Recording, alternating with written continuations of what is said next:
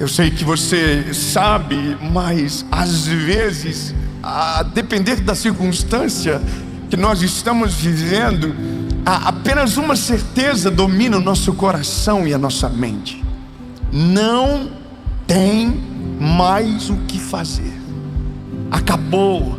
É o que nós chamamos de beco sem saída. É quando a gente olha e está tudo dando errado, aonde tudo que a gente tinha certeza já não há mais nenhuma certeza, nosso coração não tem mais paz, e a gente ora, e pior, não tem resposta.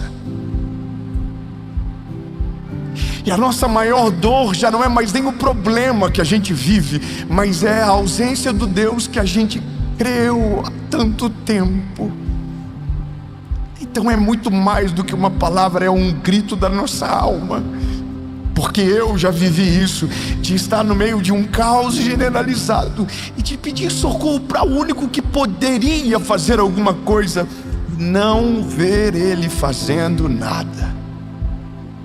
Aleluia. Eu sei que não é fácil viver, mas eu só quero que você saia dessa mensagem com uma certeza, e eu quero que você já receba essa palavra: Deus está com você. 3 amém. Eu vou melhorar. Essa palavra é para você. Deus, independente das circunstâncias, Ele está com você. Aleluia. Então agora a gente vai para a mensagem, mas antes eu preciso falar algo para você. A primeira coisa é: olha, você está aqui toda segunda-feira, sempre tem uma palavra de Deus para você, e às vezes você não se inscreveu ainda. Você sabia que eu descobri que mais de 50% das pessoas que assistem não são inscritas? Então se inscreva, ativa o sininho.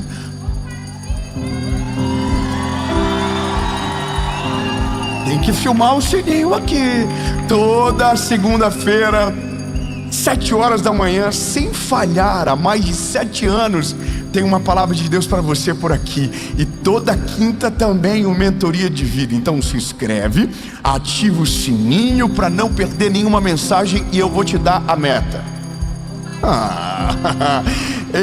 Nós vamos chegar em 20 milhões de inscritos para a glória de Deus. Amém. Falta pouquinho, falta só a metade, mas vamos chegar. E por último, meu último convite para você é: seja parte da nossa associação evangelística.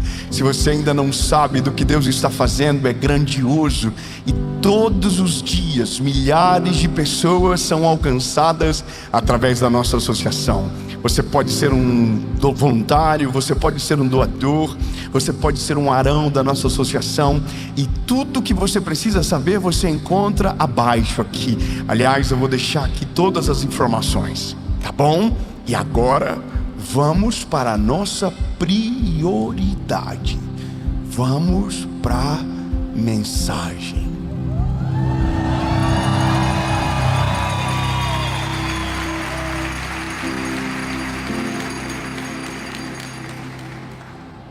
Fala, meu lindo, minha linda. A sua mensagem, ela já vai começar. Mas antes, eu só quero dar um recado muito importante para você.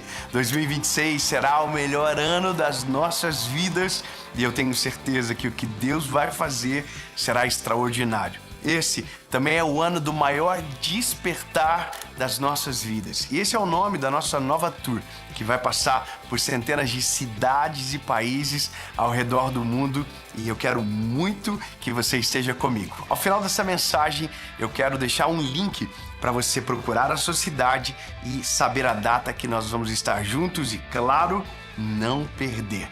Agora, vamos para a mensagem. Aleluia. Olha, algumas coisas doem mais do que tempestades. Algumas coisas dão mais tristeza do que circunstâncias difíceis, que é a inércia de Deus. Eu vou ser vulnerável com você hoje aqui. A pior coisa de você que você experimenta em algumas circunstâncias da vida é você orar e Deus não responder.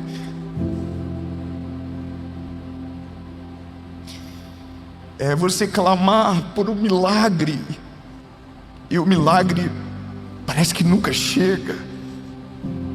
É você, em algum momento da vida, ter a certeza que isso é doloroso que eu vou dizer, mas ter uma desconfiança profunda de que Deus não ouve e às vezes que Deus nem existe. Isso é muito dolorido. Sabe o que eu entendi? E não me leve a mal, eu não sou um pregador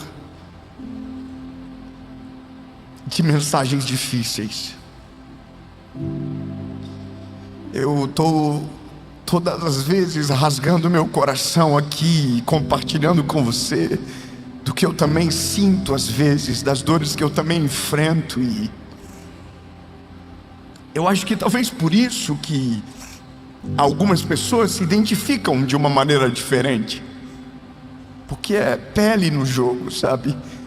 Eu estou vivendo a mesma coisa, eu já vivi abandonos, eu já senti abandonos, porque viver e sentir são coisas distintas, ser e estar também. E o que eu quero ler para você aqui hoje é o desespero de alguém de perto, de alguém que viu o que pela fé somente cremos. Eu quero ler com você um texto. Marcos, capítulo de número 4, versículo de número 35, diz a palavra. E eu prometi que eu não queria chorar mais na série. Durou 4 minutos. E naquele dia, sendo já tarde, disse-lhe: passemos para o outro lado. E despedindo a multidão, levaram-no consigo, assim como estava, no barco. E havia também com ele outros pequenos barcos. E se levantou grande tempestade de vento, e as ondas batiam no barco, de modo que já se enchia. E ele estava na parte de trás, dormindo sobre uma almofada. E eles o acordaram, dizendo: mestre, não te preocupa que pereçamos? Pela primeira vez eu entendi de uma maneira completamente distinta o que está acontecendo aqui. Os discípulos não acordaram dizendo para Jesus: Jesus, pelo amor do Senhor mesmo, acalma a tempestade. Eles não acordaram Jesus dizendo: ô Jesus, olha, por favor, resolve o nosso problema. Não, eles não fizeram isso. Eles estão mais irritados com o fato de Jesus dormir do que medo da tempestade afundar o barco. O verbo que eles usam é: o Senhor não se importa. Ele está dizendo: olha Jesus, o Senhor está tão nem aí pra gente, que a gente está aqui morrendo, tirando água do barco, desesperado, e o Senhor está dormindo. O Senhor não está ligando pra gente, o Senhor não está olhando e está vendo que a gente está doendo, que a gente está desesperado. O Senhor está aí dormindo e eu estou aqui morrendo de medo. Pela primeira vez eu entendi que os discípulos estavam mais chateados do que medrosos. A palavra é: o Senhor não se importa com a gente, o Senhor não está nem preocupado comigo. Olha, a gente está aqui, ó, tirando água do barco, e a gente já está há bastante tempo. O Senhor está dormindo na almofada, e a gente está todo molhado, desesperado. Desculpa, mas eu preciso dizer para você: isso aqui é o ser humano rasgado de maneira pública daquilo que somos de verdade. Às vezes a nossa maior angústia não é nem o que a gente está vivendo, é a gente ter declarado uma fé pública num Deus que está parecendo não se importar com a gente. Desculpa, mas é a verdade. Sabia, eu recebo mensagens no meu Instagram de pessoas dizendo: olha, Dave, por que Deus só faz na sua vida? Não, lindo, eu também às vezes tenho a mesma sensação que você. Por que Deus só faz na vida de alguém? Por que isso não aconteceu na minha casa? Você acha que eu não tenho problema na minha família? Você acha que eu também não tenho dores, medo, angústia, provações? Eu sou igual. E a mesma angústia que os discípulos foram dominados, eu também já fui milhares de vezes. Deus não se importa. Deus, tá nem aí. Aí vem os vídeos de sátira mostrando que Deus está preocupado com coisas mais importantes do que a tua pequena dor. Deus está mais olhando para quem está precisando de verdade. Aí a gente diz: não, tá certo, é verdade. Como se o Deus que nós servíssemos não fosse onipresente, onipotente, onisciente, e não tivesse poder para fazer em todas as esferas da nossa vida aquilo que precisamos dele para viver. Só que eu preciso te falar que algumas coisas são legítimas no texto. E aí eu olho os discípulos dizendo: olha, não te importa. Ô André, quantas vezes na nossa fé a gente foi dominado por essa certeza? É verdade, a gente está olhando e está vendo Paulo orar, e a gente está ouvindo na pregação que Deus está com a gente, mas não faz nada. Deus está ali, mas não mexe. Deus está lá, mas dorme. E isso incomoda a gente, porque nós temos um senso que é completamente diferente da maneira com que Deus trabalha. Então agora eu posso entrar com você dentro da mensagem para te mostrar que o que é sono para alguém é confiança para ele, sabendo que tempestade não tem poder para mudar destino de ninguém.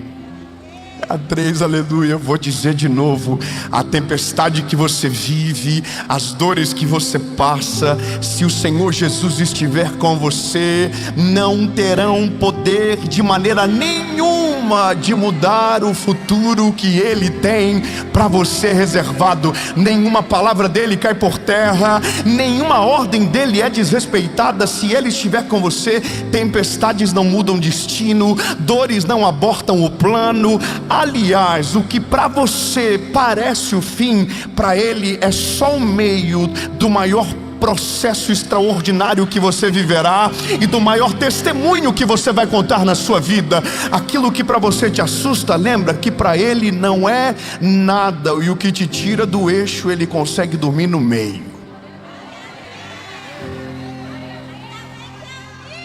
Eu tô só começando.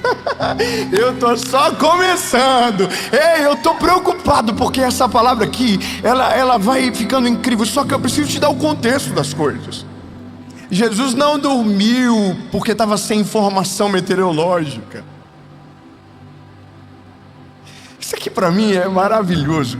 Quando você vai fazer uma navegação, primeiro, meteorologia. Você precisa saber como está o tempo. Ninguém quer entrar no meio do mar com uma tempestade chegando. Sim ou não? Então me permita ser aqui, sabe, te perguntar assim de verdade: você acha que quando Jesus dorme, Ele já não sabia da tempestade que via pela frente? Sim ou não? Então, se Ele dormiu, é porque Ele está de boa. Se Ele não está fazendo, é porque está tudo certo, vai passar. Se Ele não está movendo, é porque o círculo vai se fechar e o curso da história não será desrespeitado. Deus está no controle, mesmo quando aparenta não estar presente. Ou melhor, mesmo quando a sua presença não representa a sua manifestação, mas Ele está no controle. Só que tem uma coisa interessante. As perguntas que eu faço às vezes meus estudos, quando estou preparando uma palavra, eu fico irritado com algumas coisas. Eu quero entender além. Então eu comecei a me perguntar e queria voltar no contexto. Eu queria entender por que Jesus estava tão cansado. E por que os discípulos não seguiram o mesmo curso? E aqui parece óbvio, alguém precisa remar. Fala para o irmão que está com medo da tempestade perto de você e diga: alguém precisa remar.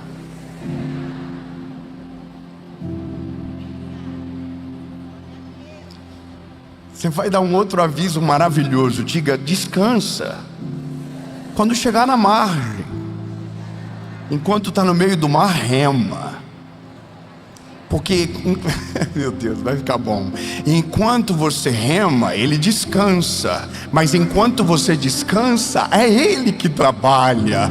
Enquanto você descansa, é ele que faz todas as coisas. Enquanto você rema, ele descansa. Mas enquanto você descansa, ele trabalha. Eu poderia dizer além disso pela lógica reversa. Você pode pensar que ele está descansando, mas lembre-se que Jesus descansando é o homem descansando. Mas Jesus, Deus, não parou de trabalhar em nenhum momento. Ele ainda está no governo de todas as coisas. Domínio é desatenção ou perca de foco. Ele não está inerte às coisas que você vive. Ele não está distante da tempestade que você passa. Ele sabe de tudo. Ele só está com os olhos fechados. Aqui ele só está dormindo, mas não está parado. Ele só está dormindo, mas não abandonou a circunstância. E eu só quero que você compreenda que tudo isso é nos tirado a percepção quando o nosso desespero se confunde com abandono. Veja, se você observar o texto, é claro, Jesus libera uma palavra no começo: passemos para o outro lado. Sabe qual que é a primeira e única certeza que os discípulos precisam ter? É que o outro lado já é uma realidade. Eu preciso que você grave isso. Se ele falou outro lado, o outro lado já é uma realidade. Agora, como, quando, por quê? Aí já é outro mistério. Isso aqui, desculpa, mas com cada pessoa Deus age de uma maneira. Com cada discípulo, Deus, por conhecer o coraçãozinho, age de uma maneira, distinta, única. Então entenda, a Bíblia vai dizer que Jesus pregou o dia inteiro. A Bíblia diz que ele se afastou no meio de um barco, fez muitos milagres, contou várias parábolas, e uma delas foi da mostarda, da fé comparada a uma semente de mostarda. Ele é brilhante, ele é incrível, ele gastou o tempo e pregou tudo o que precisava, e agora no final ele só queria ir para o outro lado. O que Jesus estava fazendo era continuando as coisas, e aí ele diz: olha, agora a gente vai para o outro lado. Eu vou falar de novo. Agora a gente vai para o outro lado. Chegou a hora de romper e ir para uma próxima estação. Não, se você não pegar isso, eu vou ficar chateado. Vamos comigo. Nós estamos aqui, agora a gente vai atravessar e vai para o outro lado. O que virá após a tempestade é o outro lado. O que virá quando a tempestade acabar é a nova estação. Quando acabar a tempestade, você não vai estar mais no lado de outrora. Você vai estar na nova estação. Você vai estar no novo lugar. Você vai estar num novo destino. Você estava em outro, agora você vai chegar na próxima estação. O que divide uma estação da outra, às vezes é uma tempestade. Ai, meu Deus do céu. Eu quero que você entenda que às vezes o que divide duas estações é só uma tempestade no meio. Então, se Jesus está com você, não é a tempestade que vai impossibilitar de você viver a nova estação, entende? Agora, pode desesperar, pode tirar a água do barco, mas só tenha uma certeza: enquanto Ele estiver comigo, o outro lado, a nova estação já é a certeza que eu preciso. Ele pode estar dormindo, acordado, remando, mas o que vale não é o que Ele está fazendo agora, sabendo que já está fazendo, sabendo que já fez, mas o que Ele falou quando saímos da estação antiga. Então grava comigo para nunca mais esquecer. Às vezes, entre duas estações, entre a estação antiga e a nova estação, há uma tempestade no meio te esperando. Entre uma estação e outra, há um mar revolto te esperando. Mas se Jesus estiver com você na circunstância, tempestade nenhuma terá poder para mudar o teu destino, e inimigo nenhum terá poder para ser maior do que a palavra que você recebeu. E eu quero declarar no nome de Jesus, que do outro lado, após a tempestade, quando o mar se acalmar, quando o vento parar de soprar, a nova estação estará na altura dos seus olhos. A terra é firme, a terra é extraordinária, e será muito melhor do que você imaginava, a ponto de que a tempestade que passou será esquecida rápido demais pela fase linda que o Senhor Jesus está te levando. É mais profético do que qualquer outra coisa. Se você quiser receber, receba. O que virá após a tempestade será tão grande e tão poderoso que nenhuma tempestade que você viveu será traumática o suficiente para fazer ocultar a glória daquilo que está chegando sobre você. Então agora entenda, essa parada de que não tem mais o que fazer está errado. Eu preciso consertar isso. Há um amigo que disse próximo a mim, e eu ouvia isso a vida toda: quantos já ouviram a palavra enquanto a vida há esperança?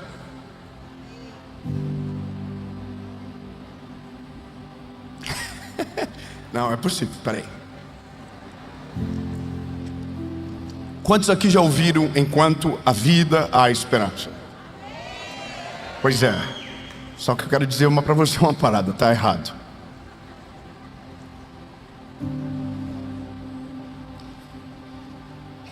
Contaram pra gente isso a vida toda. Olha, enquanto a vida há esperança. Enquanto a vida há esperança. Então a gente colocou a nossa fé na vida. Só que a frase, o termo correto deveria ser: enquanto Cristo for o centro da nossa vida, há esperança. Enquanto Ele estiver no controle total da nossa história, há esperança. Não há tempestade que governe mais alto do que a voz dEle. Não há inimigo que se levante de maneira a se sobrepor à palavra que Ele declarou sobre nós. Então, enquanto Cristo, enquanto Jesus for o centro da nossa vida, há esperança.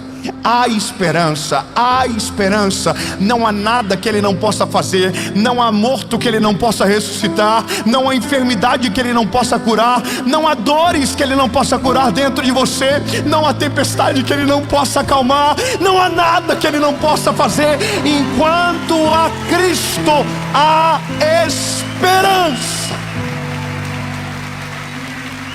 Só que aí eu preciso dizer para você, tem todas as receitas respeitadas no mesmo texto. Jesus está no barco, incrível. Só que Jesus dorme. Ele é humano. Ele é humano, mas é Deus. Jesus está dormindo de boa. E eu imagino a conversa do discípulo. Não vai ajudar não? Poxa, pelo menos então pega um balde, ajuda a gente aqui. Eu já imagino Pedro, que é o mais atentado, começando a inflamar o coração dos outros. Olha aí, ó, dormindo, ó. Nós aqui se lascando, ó, dormindo. Tá vendo, João? Aí depois você fica puxando o saco dele. Aí, ó, não se importa com a gente não. Aí o Judas já está aqui. Esse prejuízo que vai dar. Se esse barco afunda, já era. E sabe, a loucura é que na multidão de pensamentos, em Cristo não há nada acontecendo. Sono pesado dele. Jesus segue dormindo. E aí a gente chega ao ápice da história. E eu preciso relatar a você como tudo acontece. Eles acordam Jesus. E eles nunca pediram para que Jesus acalmasse a tempestade. Talvez a coisa mais conflitante de tudo é que eles nunca falaram: Jesus, acalma a tempestade. Eles nunca falaram: Jesus, tira a água do barco com a gente. Eles disseram: o Senhor não se importa com a gente?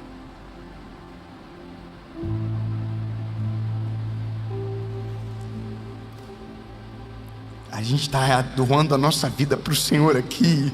A gente deixou família, deixou filho. A gente está aqui com você. E agora isso aqui acontecendo, o Senhor não, sabe? E aí, vai fazer nada não? Se importa com a gente? O Senhor não se preocupa? Não passou pela sua cabeça que enquanto o Senhor estava aí dormindo, a gente estava aqui se matando para não, sabe, não afundar o barco? E o Senhor aí, você percebe que isso muda tudo, não muda?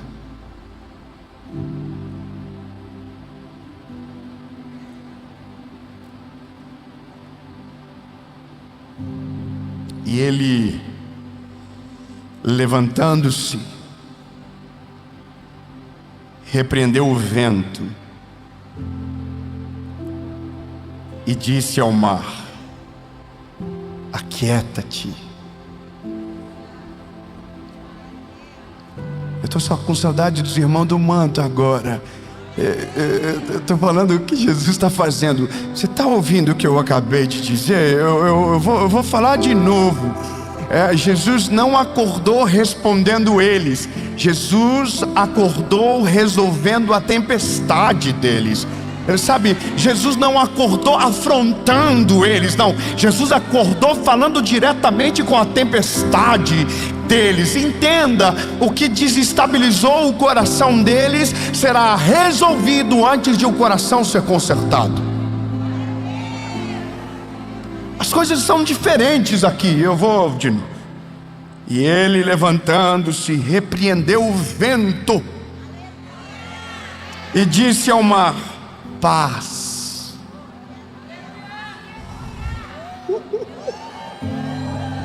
Sabe o que a palavra paz é, no termo mais puro? É a ausência de conflito. Só que o conflito maior está mais no coração dos discípulos do que propriamente naquele mar revolto. Por mais que o mar deveria estar muito revolto, ao ponto de pensarmos que eles eram pescadores e aquela não seria a primeira tempestade enfrentada. Então, se o desespero é coletivo, significa que talvez seja a maior tempestade já enfrentada naquele momento da vida deles. Só que aí Jesus diz: aquieta-te. E o vento cessou. E houve grande calmaria.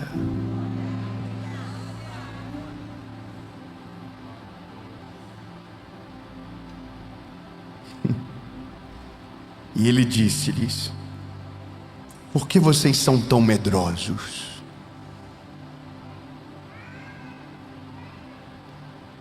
Ainda não têm fé suficiente?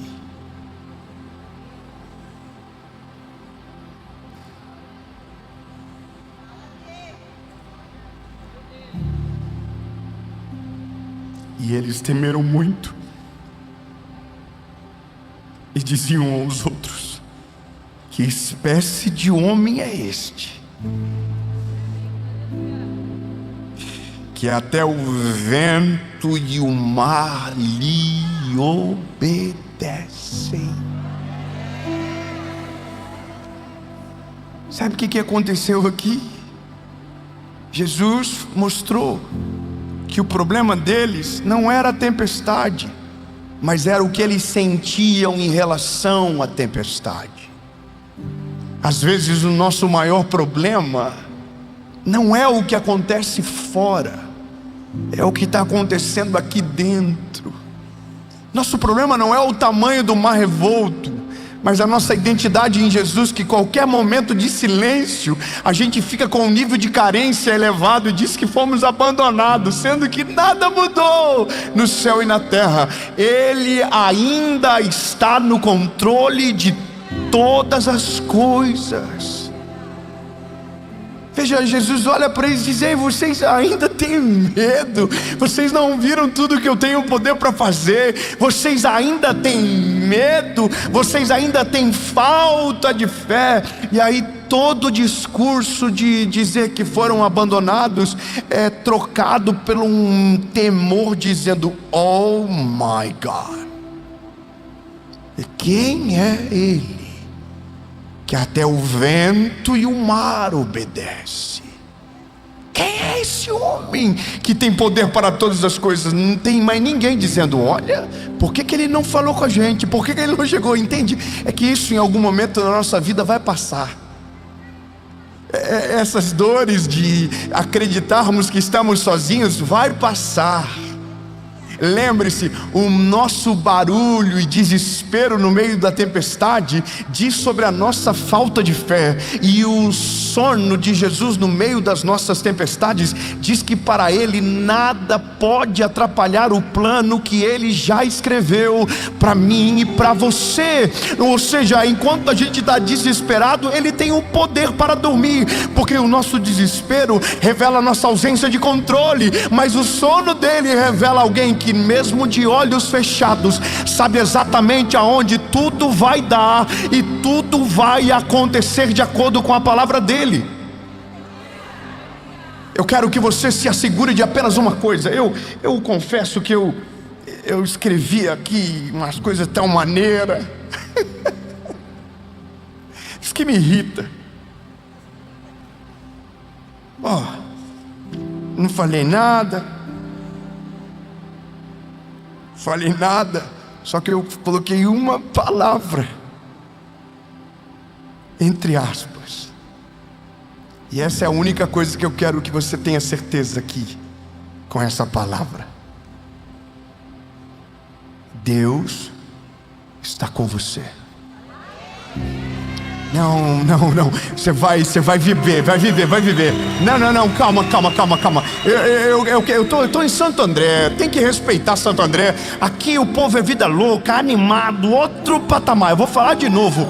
Ei, você pode ter certeza, Deus está com você. Deus está com você. Deus está cuidando da sua casa, Deus está cuidando da sua família, Deus está cuidando dos seus filhos, Deus está cuidando dos seus sonhos, Deus está cuidando do seu futuro, Deus está cuidando do seu coração, Deus está cuidando da sua mente. Deus se importa com tudo que envolve você. Deus sabe tudo que você sente, Deus sabe tudo que você precisa. Portanto, às vezes eu sei que é difícil, mas você não está o ouvindo, não está às vezes o sentindo, mas eu quero que você seja governado por essa certeza: Deus está com você. Portanto, não importa o tamanho dos seus inimigos, não importa o tamanho da tempestade, não importa o tamanho do ataque, se Ele está com você, grave, maior é aquele que está conosco do que aquele que está no mundo, assim diz a palavra. Jesus, nós entregamos hoje ao Senhor todos os nossos medos, todas as nossas angústias, todas as nossas crises são depositadas aos teus pés.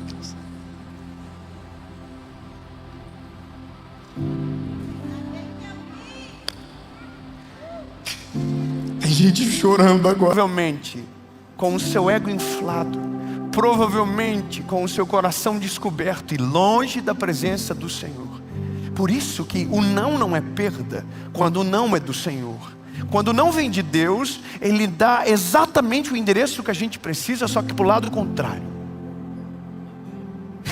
Eu quero que você entenda isso. O não de Deus é saúde para a nossa vida. O não de Deus é a maturidade de um pai que sabe o que eu não sei para o futuro que eu ainda não cheguei. E Ele está me protegendo, Ele está me livrando. Por isso tem orações que você faz que eu imagino que Deus faz assim, ó: prefiro não ouvir. Eu imagino que Deus deve olhar para nós e dizer: chega, eu não vou mudar de opinião, porque se eu mudar de opinião eu perco você. Se eu mudar de opinião você perde a sua família. Se eu mudar de opinião você vai perder o seu casamento. Então eu vou dizer não, para sustentar você no caminho e para você permanecer naquilo que eu tenho para você. Em nome de Jesus, amém? Antes de ministrar aquilo que tenho no meu coração, eu quero te pedir uma coisa muito importante. Algo que ajuda a fazer com que o YouTube entregue essa palavra para mais pessoas. Aliás, o algoritmo mudou muito. Muita gente que é inscrito no canal não recebe mais a notificação. Eu não sei se esse é seu caso. Se você está vendo essa mensagem e não foi notificado, eu gostaria que você comentasse que está vendo porque Deus é bom. Porque se dependesse do algoritmo, não tinha visto. Olha, eu quero te pedir 3 coisas. Curte o vídeo, comenta, compartilha, manda para todo mundo, nos seus grupos de amigo, inimigo, amém. Manda no grupo da família, reposta, faz isso acontecer e chegar mais longe. Eu quero crer que Deus vai usar você para fazer essa palavra chegar a pessoas certas, além de você que já acabou de chegar. Se você ainda não é inscrito no nosso canal, se inscreva, ative o sininho. E se por um acaso você quer ter a certeza que nunca mais vai ficar sem receber uma notificação, nós criamos uma comunidade no WhatsApp, onde você é muito bem-vindo. Eu prometo que de vez em quando eu vou mandar uma oração, vou conversar com você por lá, mas a mensagem, tenha certeza, toda vez que tiver uma palavra nova, você vai ser notificado direto no seu telefone. Se você está vendo pela televisão, eu vou colocar um QR Code agora. É só você apontar o seu telefone, a câmera, que você vai direto para o nosso grupo, nossa comunidade. Se você está pelo telefone, aqui na descrição do vídeo, lá embaixo, você vai encontrar o link da nossa comunidade. Entre e seja bem-vindo, amém? Toda segunda, toda quinta tem uma palavra de Jesus para você por aqui. E agora, vamos para a mensagem.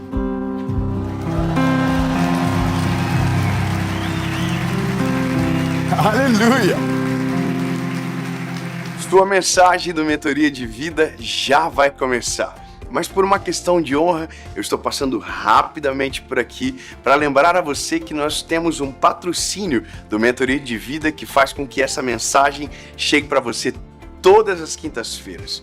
É a Facilite Benefícios, que já está na nossa vida há mais de 5 anos e agora no nosso canal do YouTube, nos ajudando a servir você. Então, da próxima vez que você precisar de proteção veicular, você pode contar com a Facilite há mais de 13 anos no mercado, líder número 1 no Reclame Aqui, e eu vou deixar ao final dessa mensagem um link na descrição do vídeo para que você possa chamá-los direto no WhatsApp e conseguir algo bem especial para você. Então, a próxima vez que você precisar de proteção veicular, lembre-se da Facilite Benefícios. Ah, Jesus! 2 Coríntios, capítulo de número 12, verso de número 17. 2 Coríntios, capítulo de número 12, verso de número 17, diz: porventura, aproveitei-me de vós por algum daqueles que vos enviei. Eu exortei a Tito, e com ele enviei um irmão. Porventura, Tito se aproveitou de vós. Não andamos no mesmo espírito, não andamos no mesmo passo. Novamente, pensais.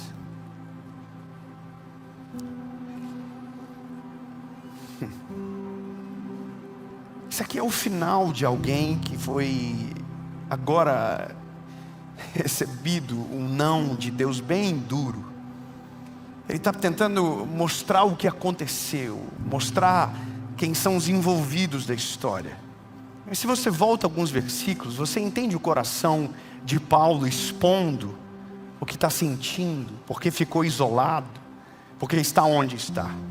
O verso 7 diz o seguinte: e para que eu não me exaltasse acima da medida, pela abundância das revelações, foi-me dado um espinho na carne, o mensageiro de Satanás para me esbofetear, para que eu não me exaltasse acima da medida. Por essa coisa eu supliquei ao Senhor 3 vezes que se afastasse de mim. E para que eu não assim o fizesse, Ele me disse: a minha graça é suficiente, porque a minha força se aperfeiçoa na fraqueza. De boa vontade, pois, me gloriarei nas minhas fraquezas, para que o poder de Cristo repouse sobre mim. Amém. Olha, eu vou falar uma coisa para você. Sobre esse texto bíblico, paira várias circunstâncias. Primeiro, a dúvida cruel de todo ser humano de saber qual é, ou qual seria, o espinho da carne do apóstolo Paulo. O que esse homem pediu para que Deus tirasse, para que ele se sentisse mais leve? E que Deus olhou para ele e disse: não vou tirar. Porque a palavra que nós lemos, ela é linda: a minha graça te basta. Mas por trás da minha graça te basta, ou se tivéssemos o poder de condensar em uma palavra, seria não. Não. A minha graça te basta e a minha presença é o teu prazer. De maneira parafraseada diz: a minha presença é tudo o que você precisa. Mas o primeiro termo é não. O apóstolo Paulo não pediu uma vez. A Bíblia diz que o apóstolo Paulo pediu 3 vezes. Afasta de mim, retira de mim esse espinho. Em outras palavras, Paulo estava dizendo: Deus, eu não quero carregar esse peso comigo. Eu quero ser livre disso. Tira. Eu não sei o que é de fato. Há muitas tendências de pensamento. A teologia em algum momento aponta para um lado, outra para outro, do que seria esse espinho na carne. Mas de fato a Bíblia não diz aqui. O Paulo não vai dizer, e o próprio Deus também não. O que a gente sabe é: Paulo tem algo que queria que Deus tirasse, e Deus não tirou. Paulo tem algo que quer ser livre, e Deus não o tirou. Deus deixou. E o motivo é para que você não se glorie acima da medida, para que você não acredite que não precisa mais de mim. E aqui é a própria fala do Paulo dizendo: para que eu não me glorie acima da medida, para que eu não sinta que eu consiga viver longe daquilo que Deus tem. Pronto, então agora sabemos que Deus não deu um não sem motivo por uma birra pessoal. Deus deu um não porque conhece os desdobramentos da história. E o desdobramento da história só Deus sabe de fato. Entenda, se Deus fizesse tudo aquilo que a gente quer, das duas uma: a gente já estaria morto ou muito distante de Deus. Pensa no exemplo da vida dos nossos filhos. Se fizéssemos tudo o que os nossos filhos pedem, se nós dessemos sim para todos os seus pedidos, aonde nós o levaríamos? Eu tenho uma menina chamada Serena.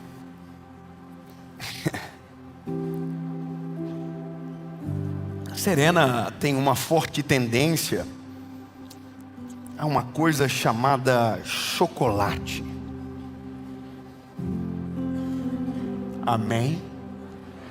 Temos mais alguém aqui com essa tendência? Que após as 11 horas da noite se aflora? Que após um almoço você diz: um docinho? Aleluia! Veja, para uma criança, o prazer é inevitável, é inegável, é bom. Agora, nós como pais, olhamos para os nossos filhos e tentamos equalizar as coisas. Alguns pais são mais radicais e tiram completamente, outros tentam equalizar. E como é que a gente equaliza? Bom, a gente equaliza dando não, sabendo que minutos depois virá o avô.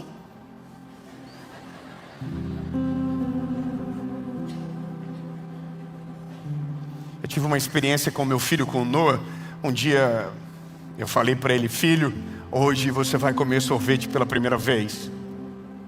E ele olhou para mim e disse: não é a primeira vez.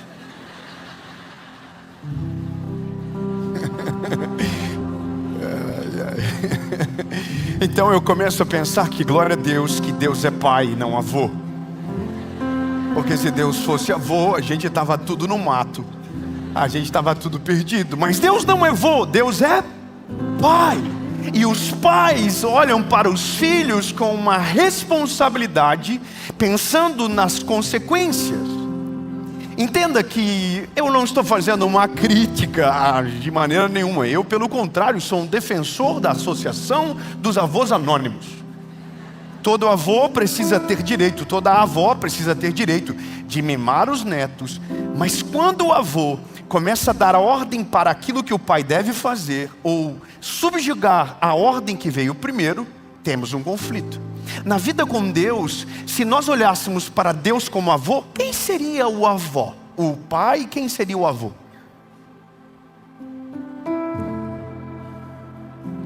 Coloquei vocês num conflito. Se na nossa vida, Deus é o pai, que diz não quando necessário, que coloca limite, que estabelece barreiras, quem seria o avô da relação? Meu Deus, alguém olhou e fez o símbolo.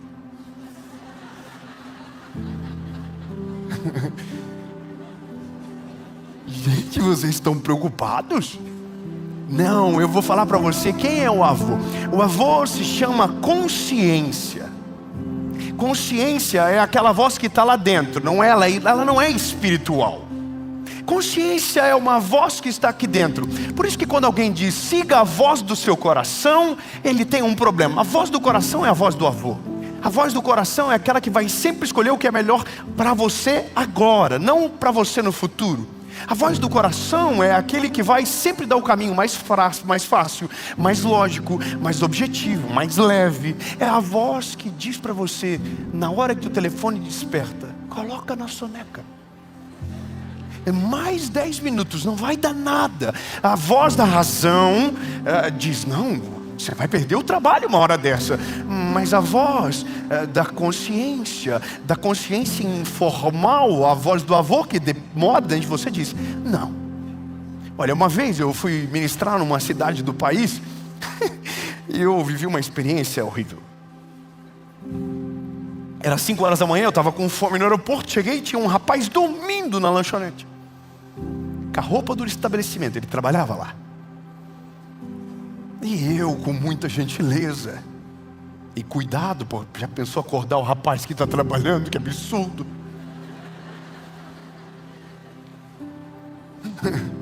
Eu toquei assim, moço. Aí ele acordou com um ar assim, meu Deus, por que veio aqui? Aí eu falei, eu queria comer, se pudesse, rapidão, comer um negocinho. Aí ele levantou com um mau humor terrível, pegou o salgadinho, esquentou e me deu. Aí eu olhei para ele e falei assim, posso te dar um conselho? Olha, imagina que para graça de Deus, é eu que cheguei. Já pensou se fosse o dono do estabelecimento que tivesse chego e pegasse você dormindo? Sabe o que ele me disse? Ele nunca vem esse horário.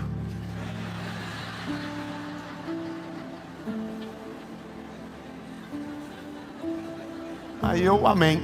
Fiquei sem argumento, porque realmente não conheço a jornada.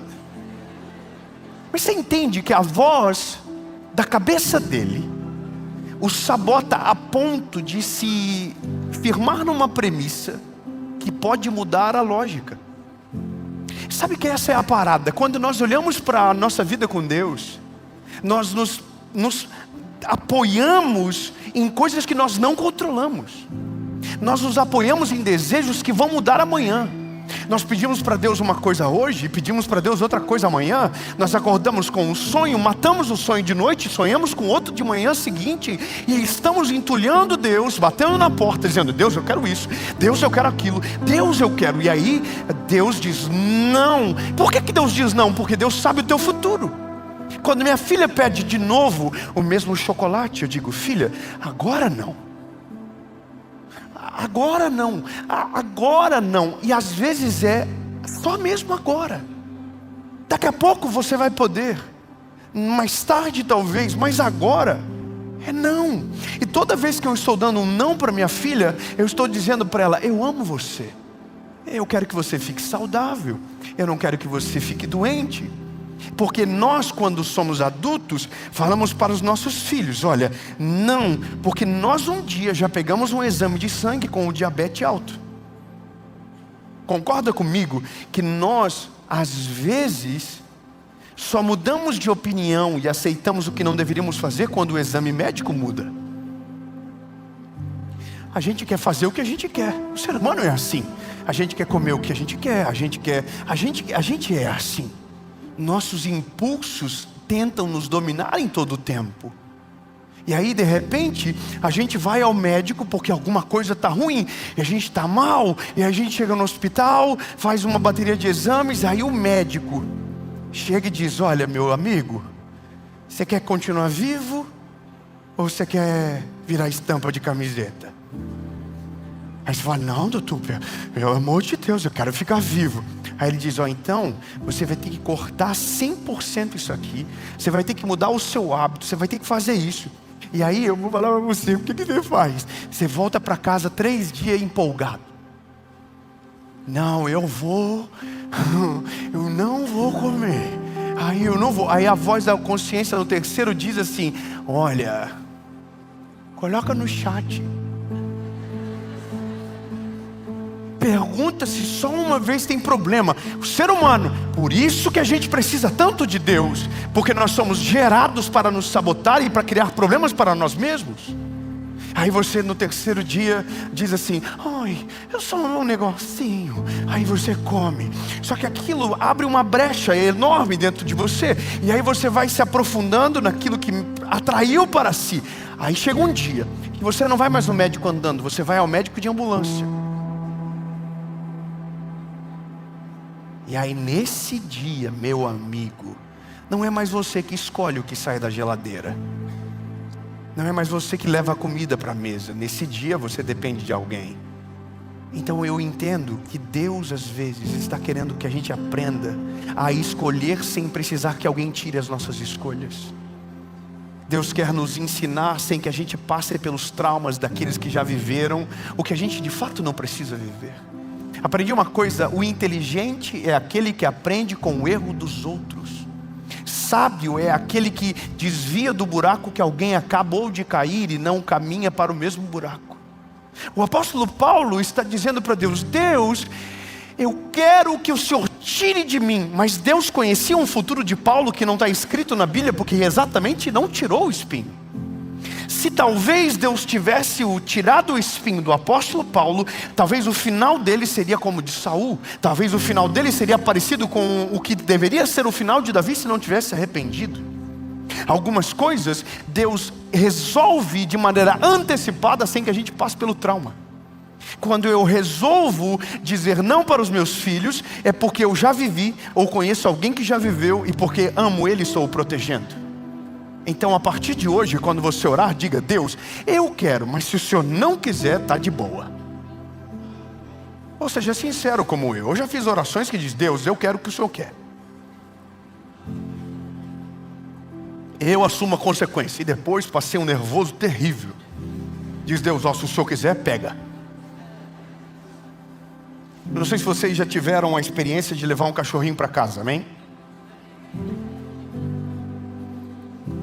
Eu gosto de deixar as coisas palpáveis. Eu acho que dessa maneira vai ficar bem palpável.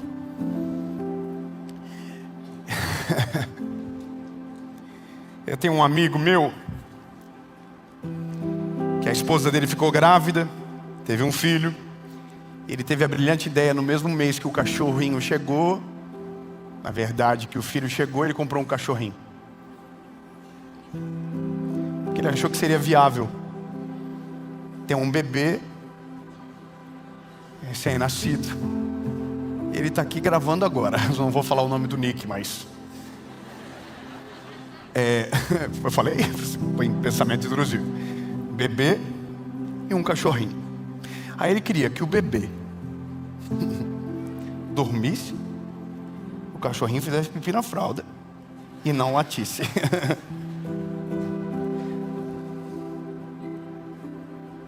bebê é lindo, o cachorrinho também é sensacional. E ele achou que era uma combinação boa para essa hora da vida. Sabe, isso aqui é maravilhoso. Quando você isola as possibilidades, as duas coisas são maravilhosas. Mas quando você coloca junto, dá problema. Sabe como ele descobriu? Quando ele ficou noite sem dormir por causa do cachorro que acordava o bebê, e o bebê que acordava o cachorro. No final da história estava tão confuso que o bebê estava fazendo xixi na fralda e o... Brincadeira. Perdão, Jesus, meu pensamento de quinta série foi muito longe agora. Se eu falar onde o cachorro estava, vocês não iam acreditar. Veio na minha mente. Bom, o que eu posso dizer para você é, o Nick me ligou e falou assim: Dave, tenho para você uma doação onerosa. Uma doação onerosa é quando você dá algo cobrando em troca, entende? Não foi um presente, foi um pedido de Pix antecipado. Resumindo, levamos o cachorrinho lá para casa. No primeiro dia descobrimos por que o Nick devolveu. Vou falar para você, o cachorrinho está lá ainda, segue vivo. É o nosso salsichinha. Só que na estrutura da nossa família, ele chegou na hora certa. Na estrutura da família do Nick, ele chegou antecipado. Quando nós ouvimos a voz de Deus e aceitamos o sim ou não, aquilo que era para chegar na hora certa chega, e aquilo que não era para estar na nossa vida não vai chegar, porque Deus guarda, Deus livra, Deus faz as coisas acontecerem. Então tem coisas que você está pedindo para Deus agora e Deus está dizendo: não vou fazer, mas na hora certa Deus vai fazer acontecer. Aquilo que é bom, mas chega na estação errada, não serve. E aquilo que é maravilhoso, só que na estação perfeita, dura, é permanente e extraordinário. Eu não sei você, mas eu não quero contar o testemunho de algo extraordinário que chegou na hora errada. Eu quero contar o algo que Deus fez na hora certa e que trouxe paz e alento para a nossa casa. Deus faz dessa maneira, mas nós precisamos, para viver o sim, acertar primeiro o não. E eu vou te falar uma coisa: a melhor coisa da vida é amadurecer para o não. Ouvir um não de Deus é pedagógico. Ouvir o não de Deus é livramento. Eu poderia dar tantos exemplos aqui, mas quando Deus diz não, eu quero que você aprenda a partir de hoje. Se Deus te disse não, diga: Deus, obrigado, porque o Senhor me ama. Obrigado. Sabe, quando Deus diz não, Deus não está ferindo você, Deus está livrando você.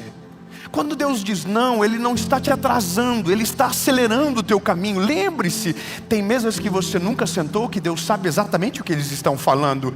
Tem pessoas que você não conhece, que Deus já sabe o futuro. Tem coisas que você nunca viveu, mas Deus já está te esperando na estação certa. Se Ele te disse não, Ele está te livrando de quem você não precisa. Se Deus te disse não, Ele está fechando o caminho que vai ferir você. Se Deus te disse não, Ele está simplesmente dizendo: você é meu filho, e eu sei o que é melhor para você, e na hora certa a minha vontade vai acontecer.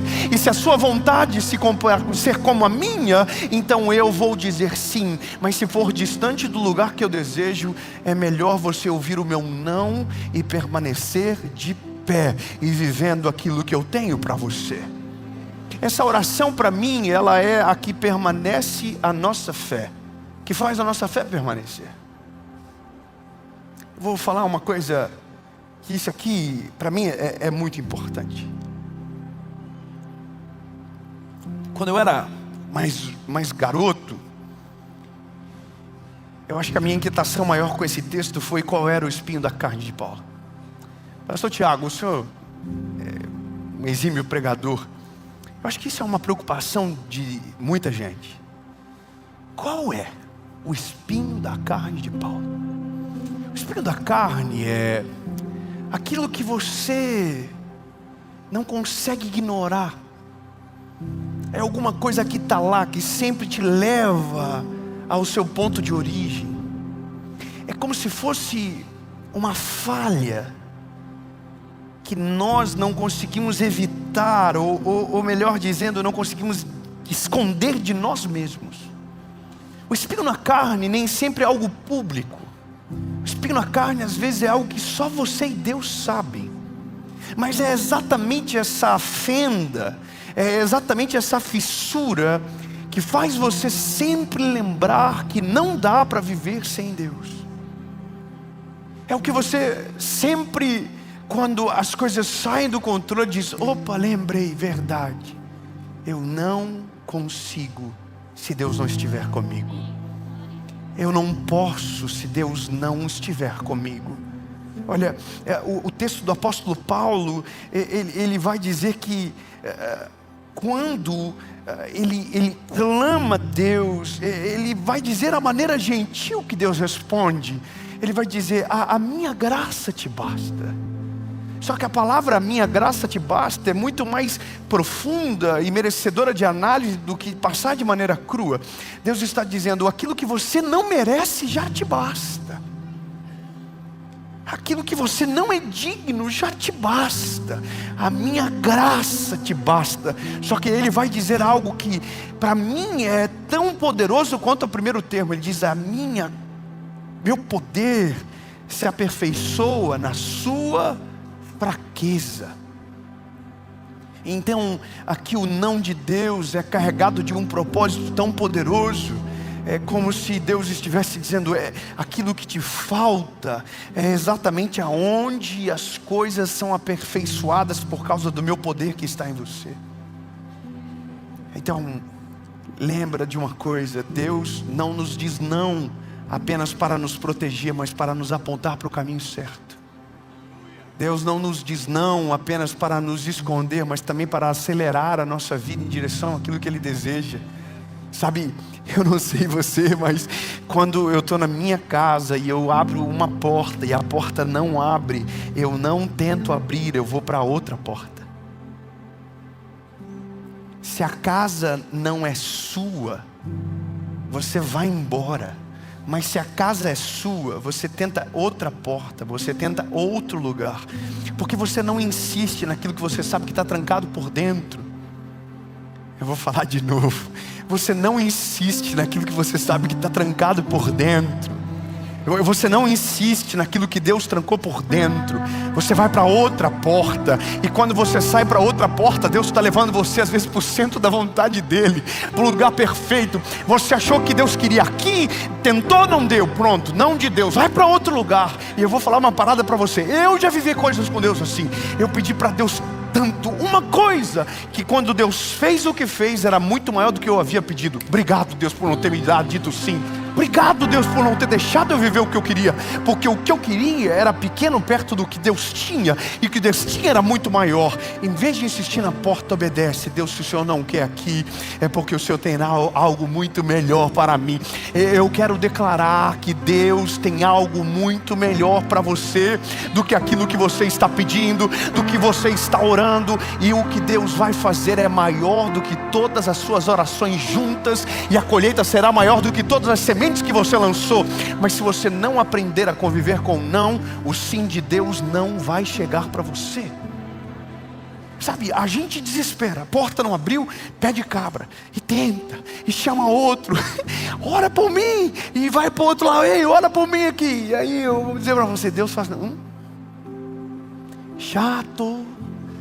chato, tonto, presta atenção, garoto. Então, se Deus diz não,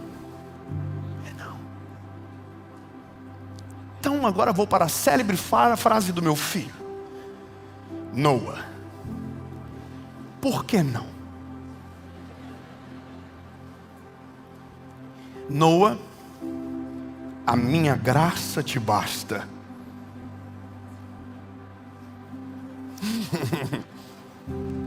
Ter o privilégio de me chamar de pai é suficiente para você. Bom, o Noah, ele é um ícone do argumento. O Noah, se eu não parar ele, eu perco ele. Na verdade, não perco ele, perco para ele. Porque os argumentos são intermináveis. Então eu entendo que com alguns filhos a gente diz não, e com outros filhos a gente deixa falando sozinho. Como você se sente hoje, filho, falando sozinho? ou ouvindo o não de Deus? Bom, eu prefiro a parte de ouvir o não e permanecer obedecendo aquilo que Ele tem para mim. Deus diz não, é não. Sabe, eu cheguei numa conclusão com a minha esposa, e eu termino aqui. Um dia, nós estávamos dentro do carro falando sobre alguns testemunhos que Deus havia feito.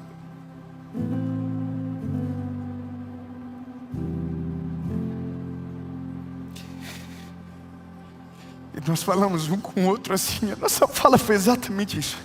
Ainda bem que Deus não fez o que a gente pediu. Olha, grava isso. Ainda bem que Deus não faz tudo aquilo que você pede. Porque se Deus fizesse tudo aquilo que eu e a minha esposa pedíssemos, nós estaríamos morando em outra cidade. Nós estaríamos vivendo uma vida extremamente aquém do que Deus tinha para nós. Nós não teríamos os 3 filhos, nós não teríamos formado numa faculdade. A gente estaria vivendo uma vida tão distante da que Deus queria. Mas porque Deus disse não, hoje eu estou vivendo o que Deus quer. Veja, não significa ser melhor do que o que alguém poderia viver, porque tem gente vivendo a sua própria realidade melhor no seu próprio ponto de vista. Não é sobre uma competição de lugares, mas é sobre Deus olhar para mim e para você e dizer: não vou fazer. Parece bom para você agora, mas amanhã vai roubar a sua paz. Não vou te dar agora. Parece tudo o que você precisa agora, mas não é nem perto do que eu tenho para você. Não é nem perto. O que você acha que vai ser paz, vai roubar a sua paz. E Deus faz porque conhece o futuro. Deus tem o exame antes de sair. Deus tem o diagnóstico antes da consulta. Deus já está preparado com todas as respostas. E quando Ele diz não, você não precisa do porquê não. Apenas diga: ok, está de boa. Agora, entenda bem, são 2 coisas diferentes. Se Deus disse não, é não. Mas se Deus não falar nada,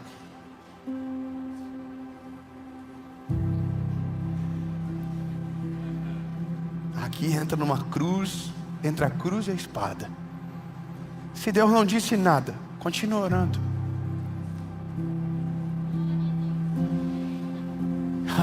Parece que eu estou mudando toda a mensagem, mas não estou. Fica nervoso, fica calmo, fica calmo, fica calmo. É porque a Bíblia diz: bater e dá-se-vos-á. Do mesmo modo que eu digo: Deus, obrigado por ter dito não, eu digo: Deus, obrigado porque o Senhor não me deixou desistir daquilo que eu estava orando. Deus, obrigado porque o Senhor não deixou a minha mãe desistir de orar pelo que ela estava orando.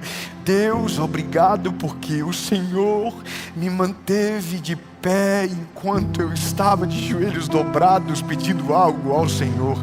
Deus, obrigado. Lembra, toda porta que Ele abre, homem nenhum fecha. Mas toda porta que Ele abre, ninguém consegue fechar. Jesus, nem todo não é perda, mas todo não é o Senhor nos guardando, nos livrando, nos protegendo e nos apontando para um lugar ainda melhor do que havíamos planejado. Senhor, Tu estás no controle e nós Te agradecemos porque o Senhor é um Pai perfeito.